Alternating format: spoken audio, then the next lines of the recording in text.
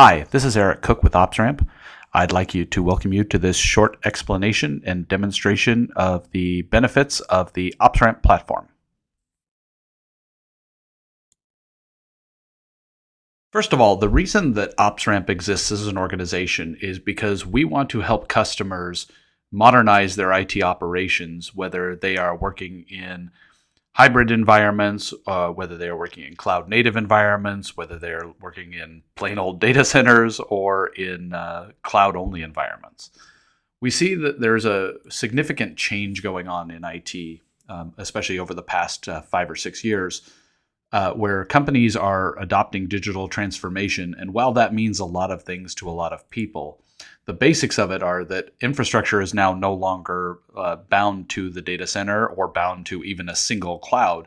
People have multi-cloud strategies, people have hybrid strategies, people have cloud native strategies. And because of that, it's enabled a lot of business units to basically operate their own shadow IT departments. And while a lot of people think that's a bad thing, we actually view that as a good thing because it allows businesses to adapt faster. It allows them to bring up new applications without necessarily having to get into the old infrastructure questions. But at the same time, we understand the business needs visibility and control of everything that happens. What we're trying to do is enable businesses to move faster and scale quicker while providing the tools that people need without bogging them down with unnecessary restrictions or unnecessary burdens of infrastructure. When we look at a more traditional IT ops, typically we talk about this man in the middle, where you've got an IT team that is between all of your different technologies, and they have to monitor and manage all of these technologies, usually with a disparate set of tools.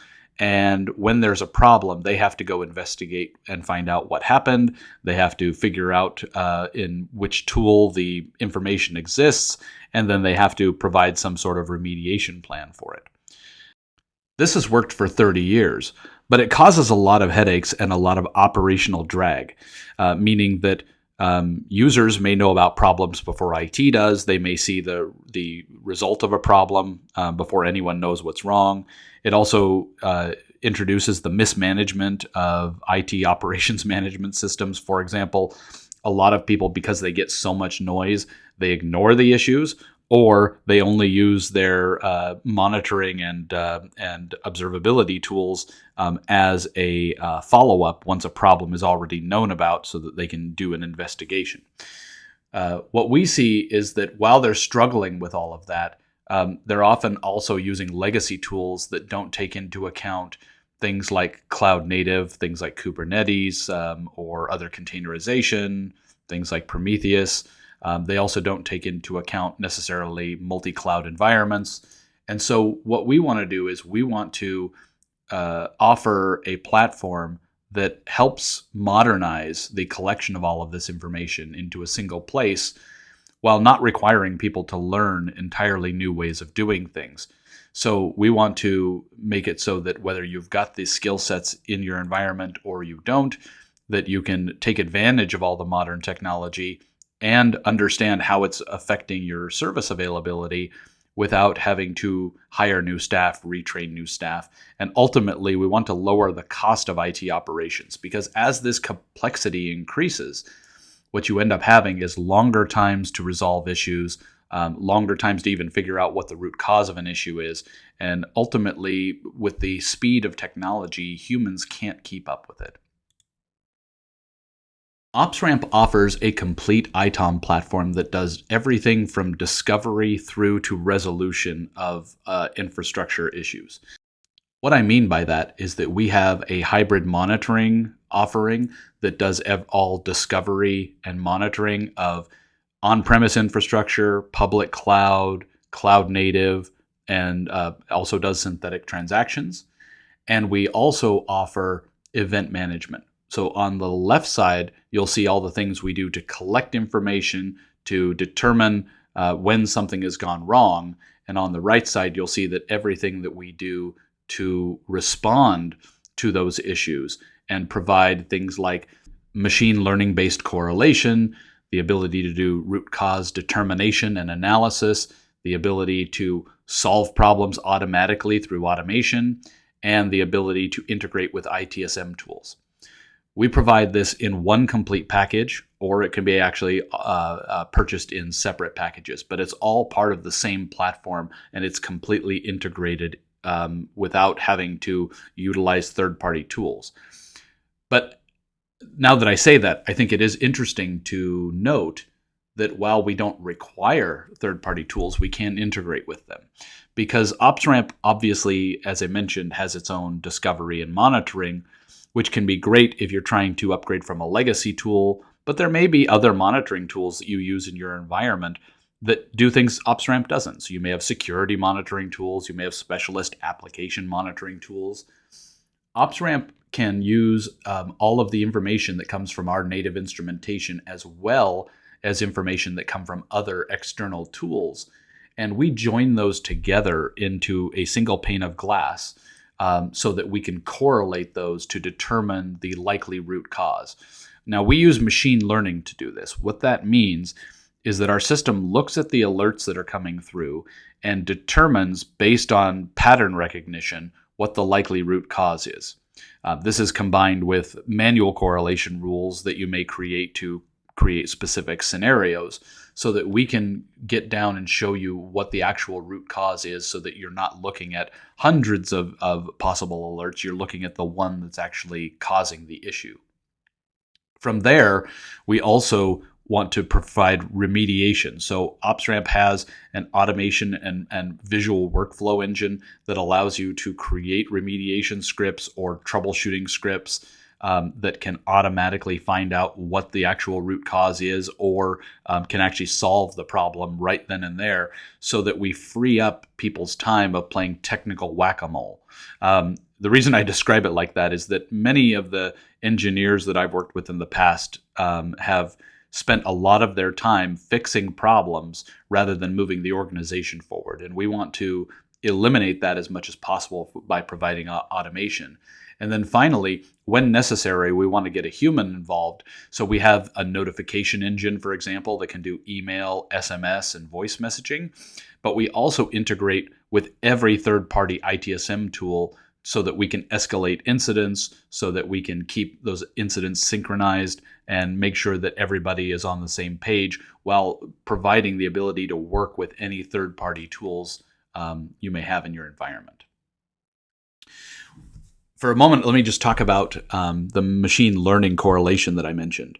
So in OpsRamp, we look at the alerts that come through from either OpsRamp or any third-party source, and we normalize all of those to understand what the metric is, what the time series is, all of that, so that we can actually determine a sequence and learn what should be related to one another.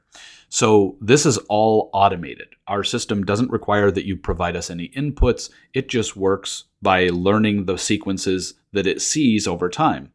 And what that allows us to do is to correlate things that are happening in clusters or related applications or related service groups, or even across disparate things like networks, or whether they're software defined or physical networks, so that we can provide a single record that says this is the likely root cause of the problem, and here are all the other issues that are being caused because of that.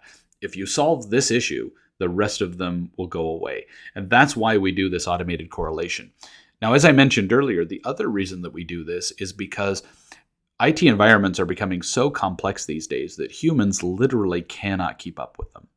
And so what we want to do is provide a single pane of glass where all the alert data is visible, where it gets processed automatically, and then it invokes automation so that we can solve the problem. Ultimately, what we want to do is provide this correlated output and understand which issues are related and which issues aren't related. That's an interesting topic as well, because we also have things like topology data, and we have similarity data that we use from the inputs given into the system, so that we can also determine what things aren't related to each other, because you may have two identical problems that look the same, but at the end of the day, they're happening on completely disconnected applications or completely disconnected sites, which is why machine learning is very important, because if we were simply using rules to create these correlations, it might put those things together when they're not related, and we might not get the right eyes on and the right escalation. Ultimately, our goal is entirely to bring your services back up when they're down.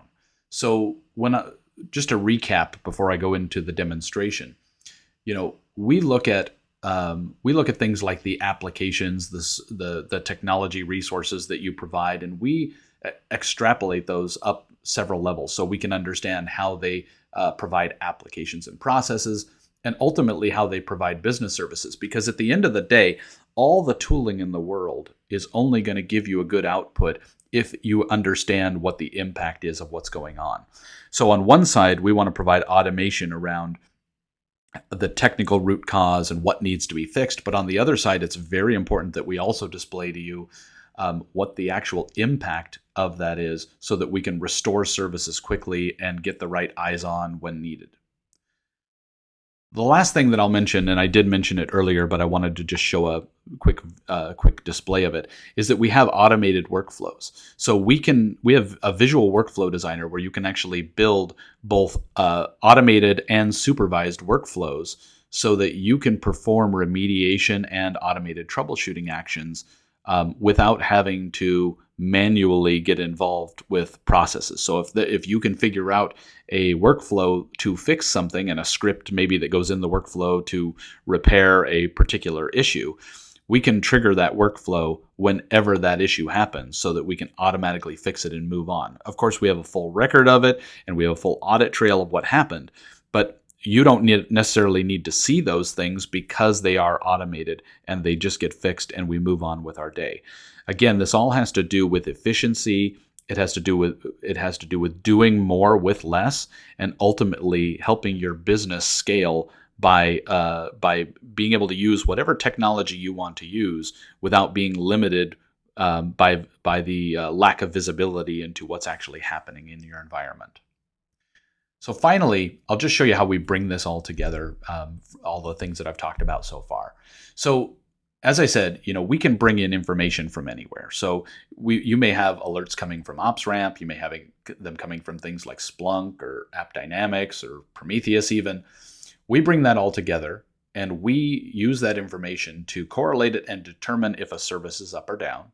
And if that service is down, then we start the process of automation for remediation and notification. So we'll take all those events, we'll build a single reference from them so that we have a single record that they exist in. That may be used to create an incident in your service management system or to do some other sort of notification action. Will I help you identify the business impact and understand what the actual technical root cause is and how it affects the delivery of your business services, and then we'll take action to restore them. So we'll execute a script, we have remote control, we have patch management, things like that in our product to affect change and restore service as quickly as possible. Because at the end of the day, the only thing that matters is if my service is down, how fast can you get it back up? That's what we're worried about, and that's what we're focused on. Availability is king, and that's our number one concern. Even though we provide a lot of tools that do a lot of things, this is the thing that we know that the customers we work with are focused on, and this is what we're focused on. So now that I've given you a premise for what OpsRamp does and why we exist as a company, let me go into the product and actually show you around and explain how we actually get these sort of results for our customers.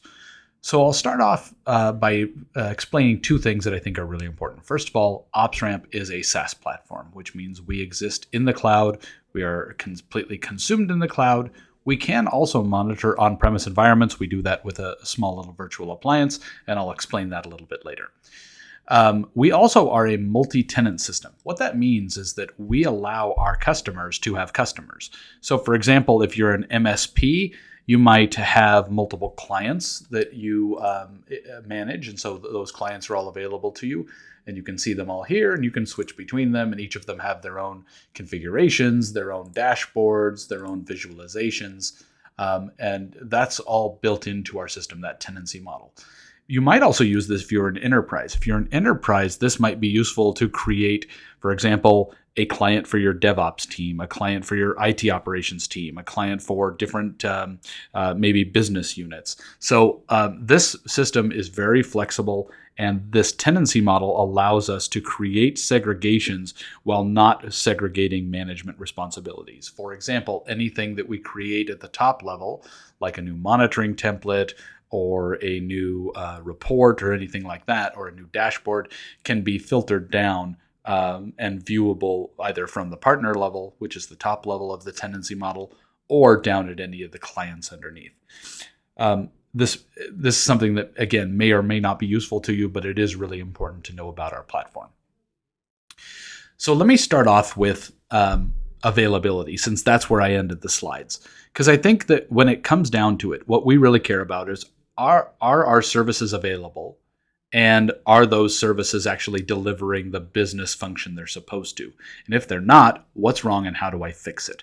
So let's start with that premise. So you can see here on this dashboard, I've got 3 services. I've got my HR service, my enterprise ERP, and my portal services. They're all up right now. You can see they have 100% uptime. But I can drill down into them and see if there's any problems going on. In fact, I can see down here there's some networking issues going on. There's some database issues going on. If I click this checkbox, it'll actually drill down into the service map for me and show me the logical configuration of this service. And I can see that the database services are having a problem, and it looks like there's a cluster down. That's causing the services to fail for North America, but because I've got databases in EMEA and APAC, it's only impacting, so it's only degrading the service of the enterprise, and ultimately the service that I'm delivering to my end customer is up and running. This is a very important fact, because while I have a component failure, that component failure, I understand, is not causing a failure to the business, which means from a priority standpoint, I can pay attention to those things that are causing business failures rather than those that aren't. The other thing that's important is this allows me to assign the right priority and the right group to look into these issues when it comes time to process the alert and send it on to a service management system. This is a great visualization, but the dashboard really gives me a good view of what's up, what's down, what's affected, what's not, and where the downtime currently is, and any repercussions of that. This is a huge construct for us. Now, how those services are made up is they are made up of devices and other sorts of virtual resources. So in OpsRamp, we have those represented as resources that are sometimes physical, like servers or network devices, storage, or virtual, like VMware, or things like applications, containers, container orchestration, and clouds. So all of this is represented in OpsRamp in different ways. And we basically have 4 basic types of discovery that we do. We can use APIs. So APIs enable us to see things like VMware, Cisco UCS, Microsoft Azure. These are all API based. And if you look at any of these configurations, you can see all of the details of everything we've discovered there. And if I drill down, I can see the specific instances of things that have been discovered. So that's the first thing. The second thing is that we can also use traditional on-premise discovery. So we have a virtual appliance called the OpsRamp Gateway that you can deploy. It's just a Linux virtual appliance. It can also be deployed as a clustered containerized appliance. And this virtual appliance can do local discoveries of things like network devices, or it can also use on-premise APIs like VMware and Cisco UCS. And then finally, we also have some discoveries that work automatically through our agent or through other integrations. So things like, for example, Kubernetes or K3S or JMX applications, Wildfly, things like WebSphere, things like that. So we have a lot of different methods for discovering all of the on-premise cloud and cloud-native infrastructure to create a single unified view of all the resources that are in the organization. Now, those resources can be organized into both resource groups. So resource groups are our ability to group things together by common functions, by tags, by not location, but by applications or things like that. We also have sites, which are the groupings of things by physical location, for example. So you can see I have different sites.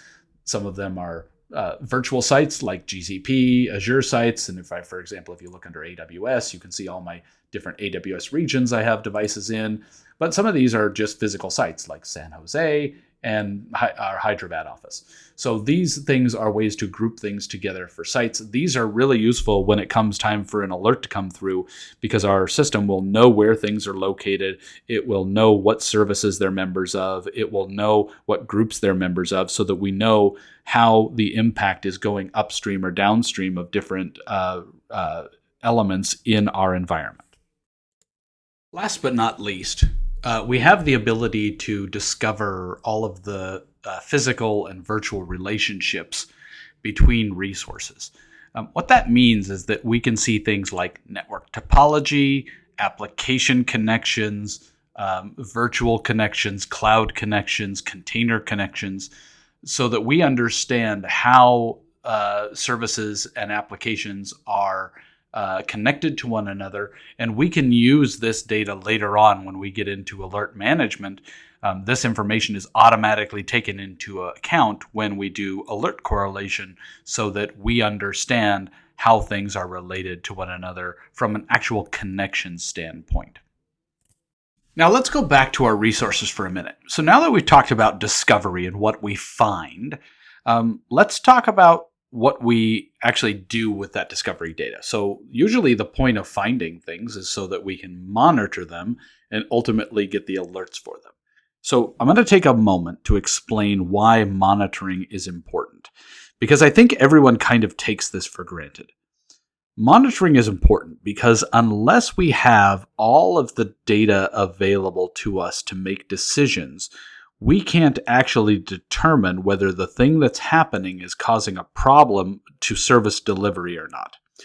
The way that many people do monitoring today, and you may do this yourself and you may have done this in the past, is that people collect data about devices and systems, and then they look at that data when there's a problem. So they're using it as a reactive troubleshooting tool. There are also some people who use monitoring to examine thresholds and get alerted when those thresholds are exceeded. And both of those are very viable, but neither of them actually get you to the end result of understanding how those things provide the uptime or downtime of a service. And so in OpsRamp, we take monitoring to another level. The other thing that we do that I think is really important is that we monitor all of your on-premise, your cloud native, and your public cloud together in one place. And that can't be understated. The value of that can't be understated, because you've got different applications all over the place that provide cohesive services. Some of those applications could be in the cloud. Some of them might be on-premise. But ultimately, they're all part of the same business services. And so having an understanding and the ability to see across them is incredibly important. So let's talk about monitoring. So first of all, as part of our discovery process, we don't just find the things. We also find all the details about them. So for example, if I look at, say, a network device here that's in our environment, I will see all of the inventory information about it, like what is its details, what version of Cisco OS is it running, what type of components are in it, what interfaces does it have. And we do this for all different kinds of resources. So this, for example, is a network device, so it looks like this. A server is going to be completely different. If I look at, say, a Windows server, it's going to instead have, for example, all the installed software, and if it's got anything special like a database server or a web server, it's going to have a little dashboard for that. It's going to know what services are running. It's going to know what patches are on the device and what ones need to be installed. So all of this is part of the inventory and discovery process.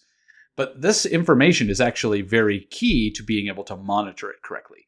Because, for example, if I know that this server has Windows on it and this server is in AWS and this server is running Microsoft SQL database, then I know how to monitor it. So the system will assign monitors automatically in the background based on the configuration. So in this case, it says, okay, I'm going to pull all the hardware information from AWS, and I'm going to pull all the Windows information from the agent. So this is maybe an important distinction to make too. OpsRamp can operate in both agent and agentless mode. There are certain things where an agent is better, for example, on an operating system like Windows or Linux. But there are certain things that you don't have an operating system on, or not an operating system, you don't have an agent on, like, say, a switch or an Azure database. Those things wouldn't have agents. So we operate both agent and agentless together in one place. Now, the monitors that get assigned are assigned automatically in the background. In fact, typically you won't even see this. I'm simply showing this to sort of give you an overall view of how everything works. Those monitors each have metrics associated to them that we collect, and those metrics are shown in charts and graphs. How are we collecting that data? How are we displaying it? And we oftentimes have thresholds associated with them so that we can generate alerts. So if I look, for example, in the background here of some of these monitors, I can see that a lot of these monitors have thresholds where we have a warning or a critical error, and that will generate an alert for us. Now, this is really old school, and probably everyone watching this video understands this, but I will show one other thing. So we also have the ability to do automatic baselining of those metrics as they come in, so that instead of simply providing a static threshold, we can determine dynamic thresholds. So we can look at a value over time and learn and when we should or should not generate an alert based on the history of that attribute. So this is also really useful if you don't know what the threshold should be. You can actually just tell us to automatically determine that for you and create an alert when we go into an abnormal range. So in the completeness of monitoring, we basically have 5 different things that we monitor. So we monitor the things like your cloud. And when I say cloud, we monitor AWS, Azure, GCP, and Alibaba. And in all of them, we understand all of the components that are there. And each one of these components, whether it's an infrastructure service like an EC2 server, or it's a platform service, say like a Redshift database or an RDS instance, we understand the difference between all of those, and we have pre-built monitoring for all of them. So for example, if I look at an RDS instance here, and for example, here's a Terraform database, here's a MySQL database. If I look at any of them, you can actually see inside of the instance what monitors and metrics we collect for those. And each one will be different because this is a virtual thing. This is a platform service. It doesn't have the same sort of values that we might collect for a server or for a network device. So we have pre-built monitoring for all of these things, and that's in all of the clouds. And all of this information is available on our documentation site, docs.opsramp.com. So anything that we have as a cloud-only service, like a DynamoDB or a load balancer or an S3 storage, all of those get monitored, and we have health checks that we do on all of those things. When it comes to things like EC2 instances or Azure VMs, we simply treat those as servers because that's what they are. The difference is we don't have hardware to query about its performance information, so we query the API of the provider. So, for example, here's my virtual machines, and I can see those virtual machines and all of their information of their status. But when I dig into it, they look like any other server. So I know what's installed on it, what attributes on it. The difference is I also get all of the cloud details, like what are the details, which subscriptions it in, which instance is it in. So Next, after cloud is cloud native. So when we talk about things like containerization, we can see into the control applications like Kubernetes as well as into the containers themselves. So here, for example, is my GKE environment, and I've got 3 different Kubernetes clusters in there, and I'm monitoring those Kubernetes clusters as a discrete instance, but then I'm also monitoring all of the containers that are in those instances, and I can see all of the containers and all of their individual performance statistics and information. So we not only monitor Kubernetes, for example, or K3s as discrete services, but we also monitor all of the containers within. And we also, that's also included in our topology that I mentioned earlier. So we grab the topology between the nodes and the containers, so we know where things sit. So if there's a failure at the node, for example, we know that all the containers below that are failed, and we understand the relationship between them. The third is network. So we do both network and storage monitoring and virtualization monitoring, which I'll kind of group all together, because even though they are separate, they are all part of core infrastructure for most enterprises. So network devices, we use SNMP via that gateway that I mentioned. That gateway device will that you have on premise will make SNMP queries and will gather performance information and configuration information from the devices. So I can access all of the information about the configuration of these devices, as I showed you earlier with the inventory. But I can also have all of the monitoring done for these devices and pull back all of the metric and performance information in one place. And of course, again, I have thresholds that'll generate alerts. One interesting thing that we can also do for network devices specifically is we can back up the starting and the startup and the running configurations of switches, routers, load balancers, etc., so that we can actually compare them and run an alert if the configurations happen to change. So our system actually runs comparisons between them so that it can do that. Now, this is a good indicator. For example, a lot of problems can come up if a configuration changes. So our ability to alert on these configuration changes on network devices is extremely important. Now, storage is a little bit different because, well, with the network, our primary interface is going to be SNMP usually. For storage, our primary interface is usually an API of some sort. So, for example, I've got some NetApp devices in my environment, and I have the discovery of all of the system and how it's configured, all of its virtual machine information, its disks, its aggregates, and we have these for many storage providers. There are some storage providers, however, where we have to default back to SNMP because they either don't provide an API interface because they're an older system, or the API interface doesn't provide as much information. So we have a mix of things that we can do, but the point is that we can fully monitor that. And then last but not least, we also monitor virtualization. So VMware, Hyper-V, KVM, and we can actually see into things like vCenter and understand the configuration of vCenter and how it's configured. And again, this is all part of our discovery and topology as well. But we can monitor vCenter as its own entity, but we can also drill down and monitor the storage and compute, like the data centers, the clusters, and the individual VMs and hosts that are associated with those clusters. So we provide very robust monitoring around network and core infrastructure.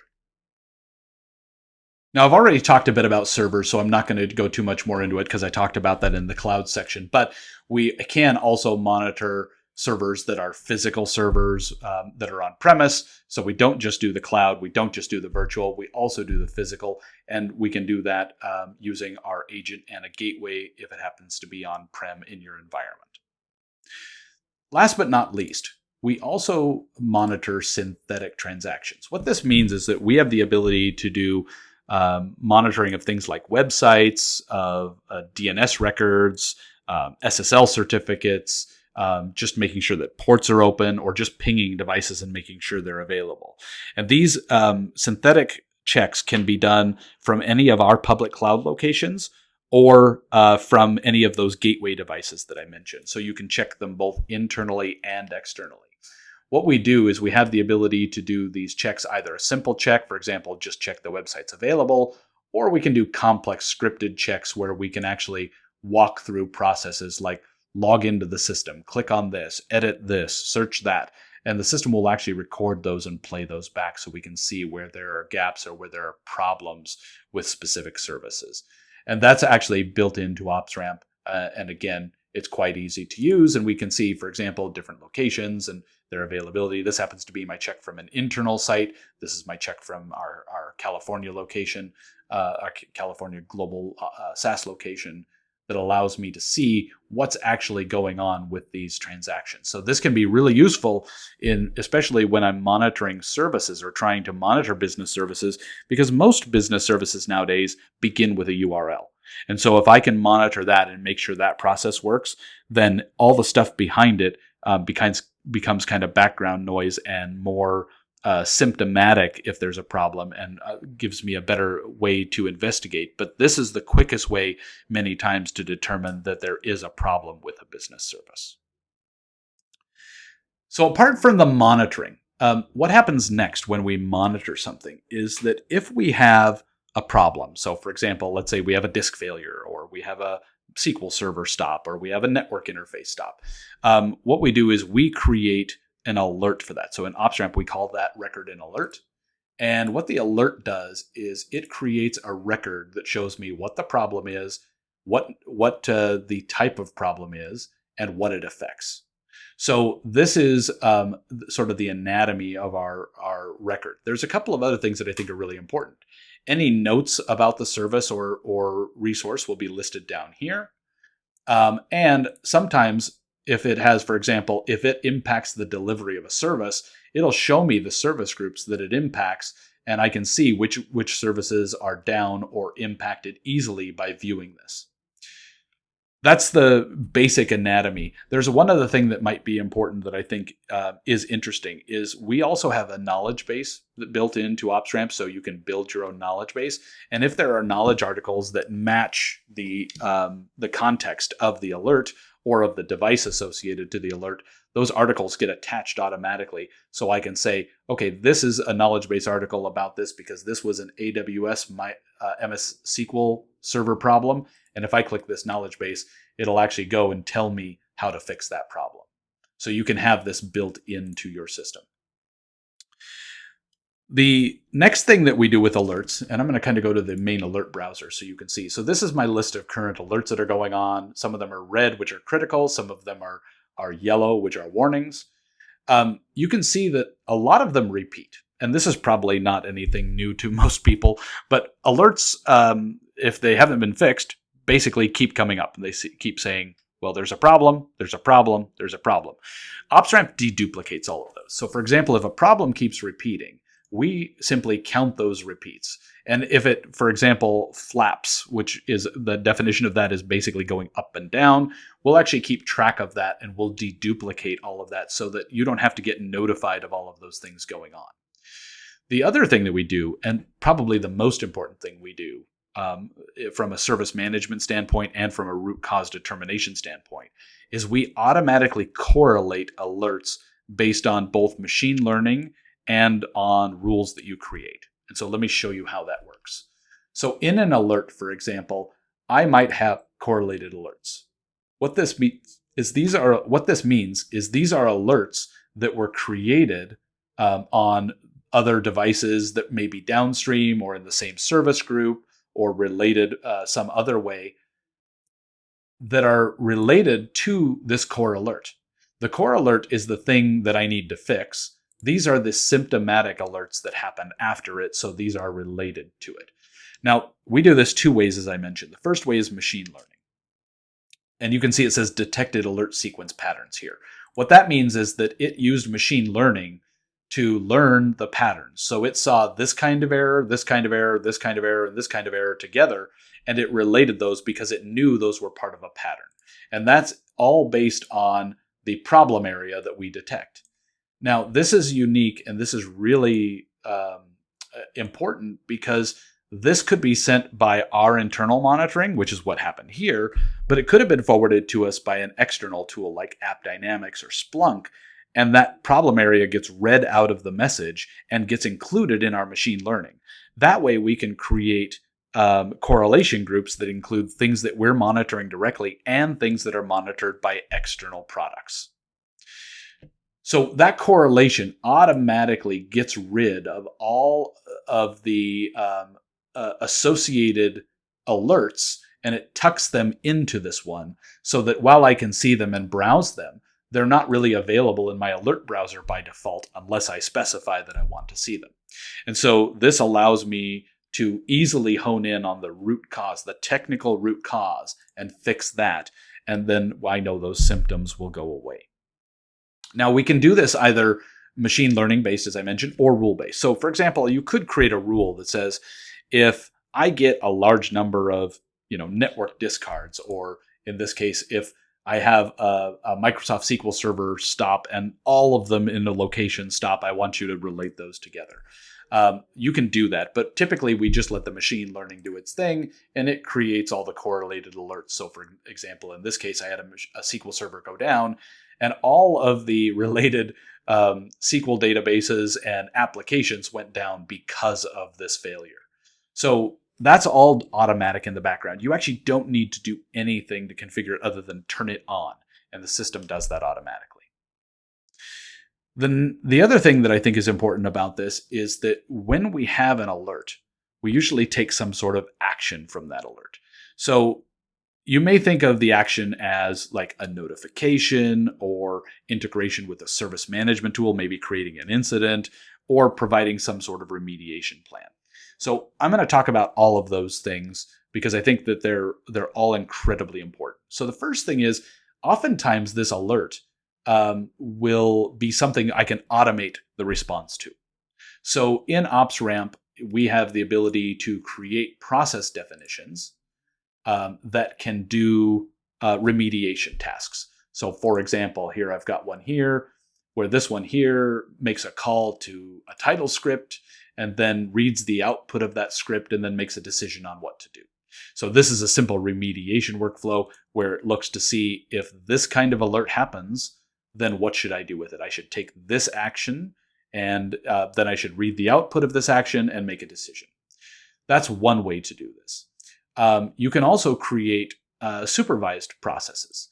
So for example, you may have to do an approval to do something. For example, let me go to the next page here. Maybe I need to restart a service, but that service is critical. So in order to do it, I have to have an approval process in there. So this allows me to have human interaction in the process before the automation takes place. The third thing, and one of my favorite things to do, is to have the process do automated troubleshooting. Because while I can, a lot of times I can automate the resolution of an issue, sometimes what I need to do instead is automate the troubleshooting of an issue. So this one, for example, this workflow, if I get this kind of error, it'll go collect all the system info and then collect all the event logs, and it'll put that into an incident record for me. That means that as a user, when I go to look at the incident, all the troubleshooting's already been done, and I can just make a decision and move on. So this process workflow is extremely powerful, and we do allow you to do things like store your own scripts in our system, so that if you want to create PowerShell or Python or shell scripts in our system to take different actions in those workflows, you can actually store them here, or you can interact with external process engines like Ansible or things like Puppet, Chef, Microsoft System Center Orchestrator, whatever you have out there that you want to interact with. If we can't automate the resolution, then we need to typically get a human involved. So then we have a couple of different processes that we use that are very important. The first one is back in the alert. So let me go back to the alert. A lot of times what we'll do is we'll create an incident record. So we'll need to either associate this to an existing incident or create a new incident. So for example, let me find one that's got a current incident open. Let's go down here. I've got a little view that shows me all the ones that have a ticket associated with them.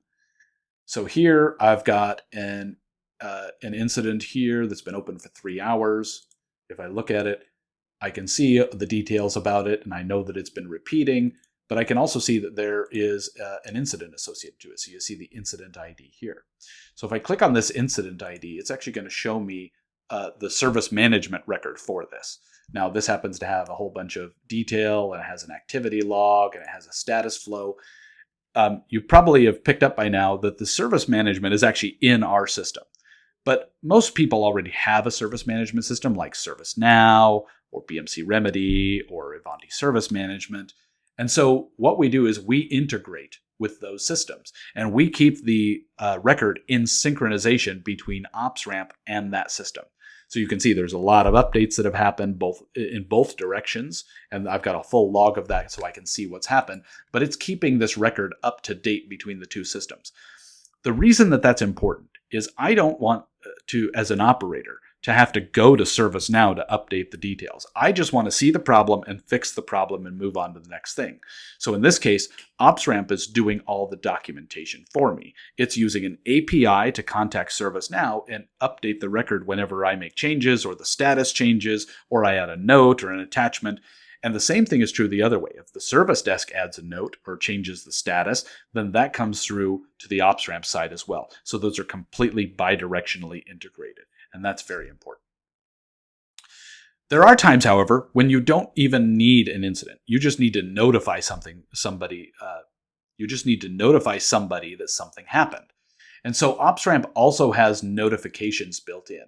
So we have the ability to do all sorts of escalation actions. So for example, we can create an alert that says, when this sort of thing happens on this sort of device and it meets these criteria, that I should email people or send a text message to them or send a voice message to them. All of those are built into our system, and we can do things like set up repetitions and even escalation paths. So in this case, it says, I'm going to immediately send a notification to these users. It's going to be a low priority notification, going to repeat it every 15 minutes. But I'm also, after 1 minute, if nobody acknowledges it or closes it, I'm going to escalate it to an incident. So in this case, you can involve both the notification actions and the service management actions together into one cohesive workflow. The last thing that you might do is manual remediation. So there are going to be times where I can't automate the response and I've got a ticket open, but I need to fix the issue somehow. So in OpsRamp, when you're in the alerts themselves, and I'll go back to the alerts view so we can start from there. So if I'm looking, for example, at this problem with this SQL server, and I want to go fix it, this is the server here. I can see the resource, and I can click into the resource and view its inventory page that we talked about earlier. I can see the other alerts that are open, which is really useful as well to see what's going on. But I can also take action. So for example, I can remote desktop, I can SSH. So if it's a network device or a Linux device, maybe I'm going to do an SSH. That's all built into our system. And so we have that capability built in so that you can do that either through our agent or through the gateway device that we have, so we can access remote systems in a secure fashion. In OpsRamp, you can also store credentials. So for example, I might store the remote control credential in the device so that when I take the remote control action, for example, I can just say, I have credentials and type in my own username and password, or I can say, use the credentials that are already stored herein. The other reason that this is really useful is we don't just allow you to access remote control, we also record all the remote control sessions. For example, on my server, if I go under audit recordings here, you'll see these are all the remote controls that have ever taken place. And a few weeks ago, I had a problem with a SQL server, but I needed an engineer, Prasad, one of our excellent engineers, logged in to fix my problem for me. And thank you again, Prasad. And I can play that back and I can see exactly what he did. So I can see that he logged into my server and then he ran SQL Management Studio And then he fixed the problem so I can see exactly what he did along the way. This is really important because a lot of issues or problems in IT operations are caused by people making changes and not understanding the impact of those changes. So this is a good way for me to go back and see what happened and understand and then improve my processes. The other thing it's good for is for audit control, because I can give, for example, I can assign a credential to a device, and then I can give a vendor, for example, access to this device through our role-based access controls. They have a saved password they can use, so I don't even have to provide them a password, but I've got a full audit log of everything they did along the way. The other remote tool that we have built in, so in our agent, we also have remote troubleshooting tools built in. So we can access things like get the list of services, get the IP network information, get information about running processes or networks, and that's all built into our solution as well. So for example, if I want to get a list of services, it'll show me not only the list of services, but it'll show me in red those services that are automatic, that are not running right now. So this is all built into our tool because these are great remote troubleshooting tools for easily finding out information about what's going on. Last but not least, I mentioned those scripts that you can store in our system and the processes. You can kick them off manually if needed. So when I'm in the alerts view, for example, if I know the script that I need to execute, I can come over here and say I want it to run a process, and I can tell it which workflow or script I want it to run. So you can also do that manually if you need to. You don't have to do it on an automatic trigger. The last thing that I'll mention is that OpsRamp also has a couple of compliance tools. Now, one of them I've already talked about, which is the remote control and the ability to do remote audit. That's one. But we also have patch management built in. And some people think, well, why would you have patch management built into a service monitoring platform? Because patch management is important for availability. Because in order to keep servers up and running and to keep them running well, I have to keep them patched. And so we provide patch management for both Windows and for Linux. We can show you which patches are missing in your system, which devices they're missing from. We can do patch approval processes. So we can say that I want this or another patch to be processed.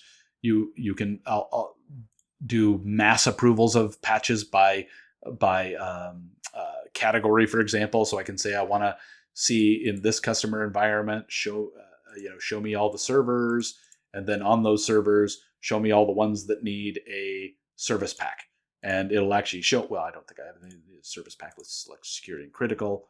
So I'll just select all here. We'll select apply. So then I can see all the missing patches, and I can just do mass approvals of those patches if I so need to. The other thing that you can do is you can also set up compliance groups and baselines. What that allows me to do is define what kind of patches need to be installed for us to be in compliance, and then I can represent that on dashboards. So for example, I've got a dashboard here that will show me all the details about this service and its performance, but I also want to know about all its compliance, which ones need patches, which ones need to have a configuration backup, which ones are missing things.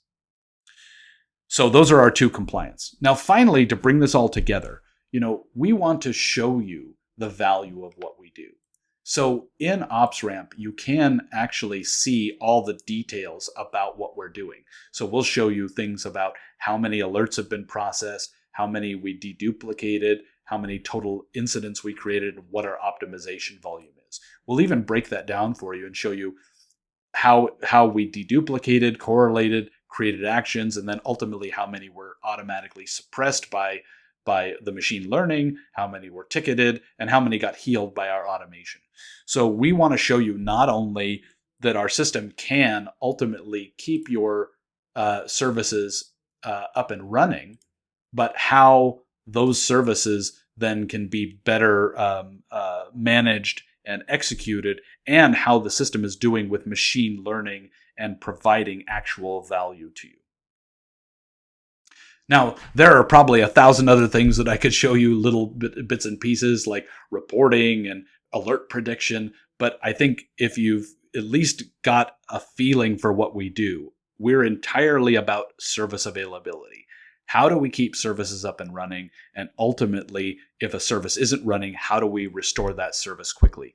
That's what OpsRamp is about. And everything else that we do around that is just an ancillary process to help you manage that better.